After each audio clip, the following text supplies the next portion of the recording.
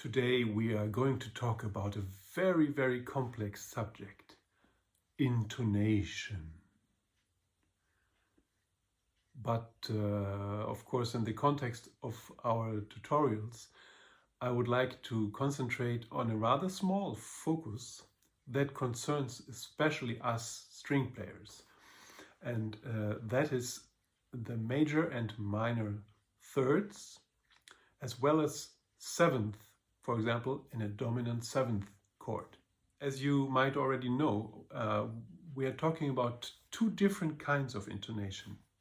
There's the so-called melodic or expressive intonation, and then there's the harmonically pure intonation.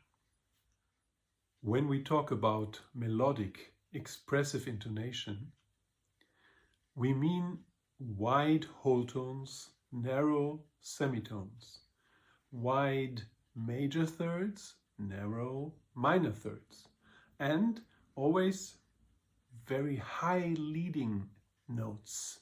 Pablo Casals, for example, was convinced that this expressive intonation would be responsible for at least 50% of a musician's dramatic expressiveness. And then we have the harmonic intonation, which is based on the idea that all the important notes of a scale, so the fifth, the major and minor thirds, and the seventh, should sound as free as possible in harmony. Since this tuning is derived from the natural overtone series, it is also called the natural or pure tuning. To play cleanly in this way, a basic understanding of the structure of the chords is necessary.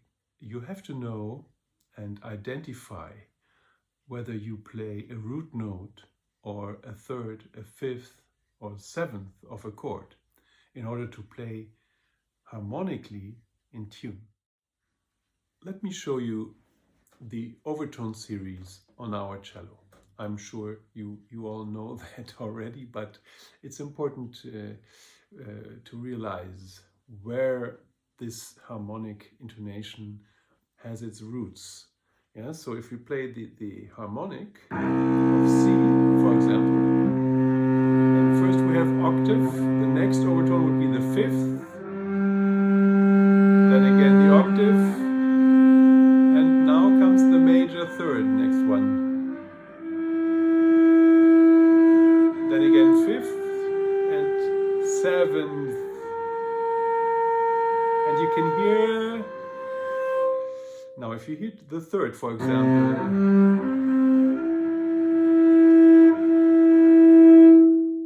if I look for this exact E,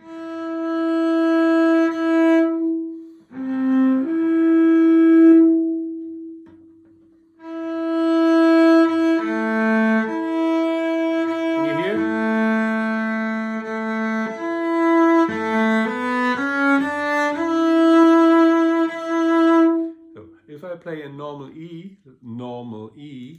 in an A major scale, for example, I'm here. This is our E, what we all play when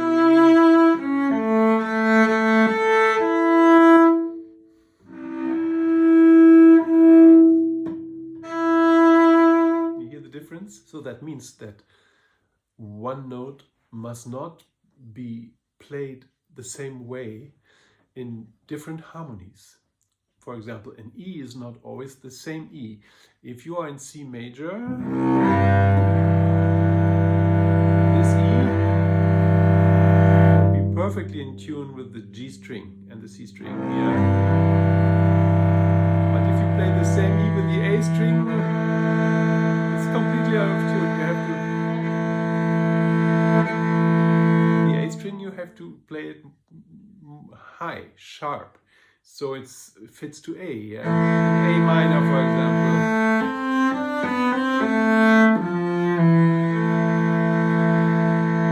So let's let's say you play string quartet and you have a modulation and you play in A minor or F major.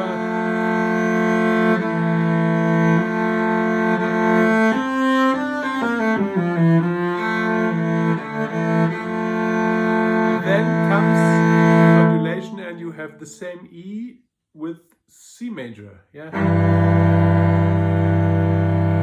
So I actually have two E's, the A minor E and the C major E. It's a tune.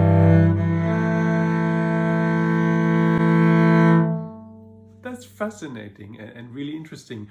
And many of the young students do not realize this phenomenon. And that's so important to play in tune.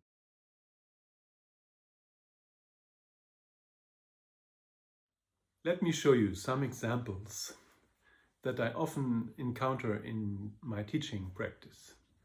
For example, Bach, first prelude. This is what I hear all the time.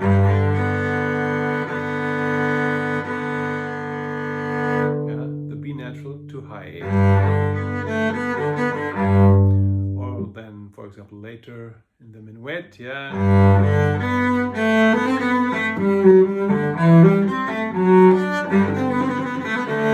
Yeah, it sounds nice, but the moment you pay really careful attention,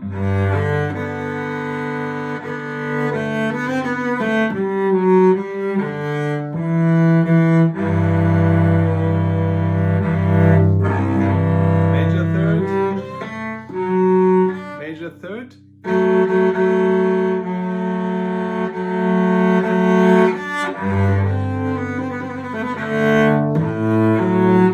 again, major third,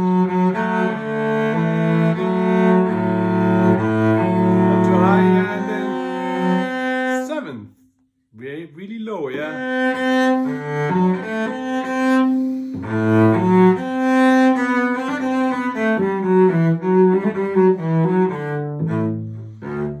Or, for example, beginning of Haydn D major concerto. Already the very first F sharp is very often slightly too sharp, too high. Yeah? This is what I hear, yeah? So you might think, oh, it's beautiful, it's very bright, it's light, but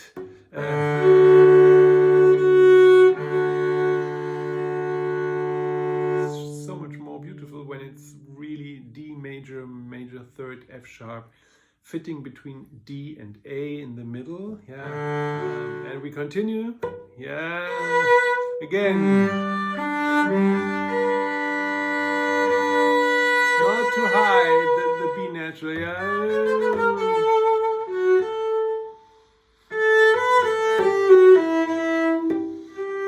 For example, yeah, this is seventh. A major seventh, so it has to be really low. So between the sol and the la, between the G and the A, yeah, you have a very wide whole tone, because the seventh is supposed to be low. Very, very often we have it a little bit played too high. There is a very good example for the minor third and the prelude, beginning of the D minor prelude by Bach. Yeah, we have D, F, A. Now, if you play an F as you feel it, in minor, it would be rather low.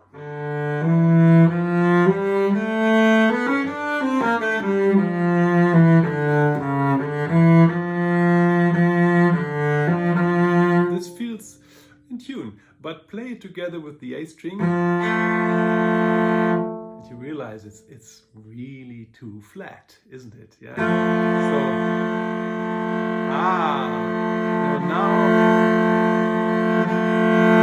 now it resonates in D, between the D and the A, in the perfect place, But that means first it seems to be too high, but it's not. Yeah. If we play beginning of slow movement, high in D major. Yeah. We're in G major here, yeah. So what I always hear is it's not much, yeah, it's really little, but it's important. And also the seventh now.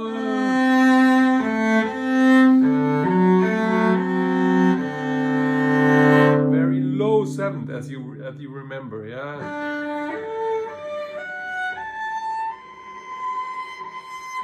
Now we won't play that low, but the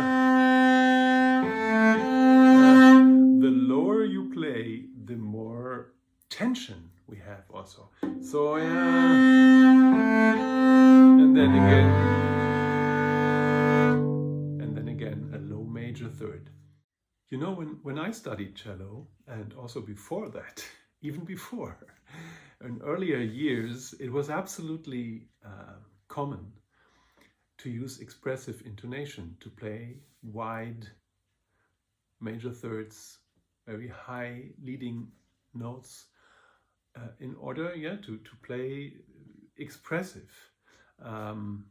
Nobody ever told me about this harmonic intonation, which belongs to the natural overtone series and makes a sound really vibrate, if you want. And then later on I began to play string quartet, and all of a sudden my colleagues told me, hey, why are you playing your major thirds always too high? You know, your major thirds have to be played low. Don't you know that? And how embarrassing, I didn't know it until then, because nobody ever told me. So now you watch my tutorial, you have no excuse anymore, and you know also why you have to play your major thirds always a little lower than you might want to, because of the overtone series. Intonation is a very wide field. It's a very complex subject, but for today I want to leave it like this. Maybe some other time we can discuss other aspects of intonation. Please, if you have any questions or suggestions, leave a comment. But as a conclusion for today, maybe just remember that always try to identify the harmony you're playing in. And then find out, am I playing a root note or a third or a fifth or a seventh? And then adjust depending on the harmony.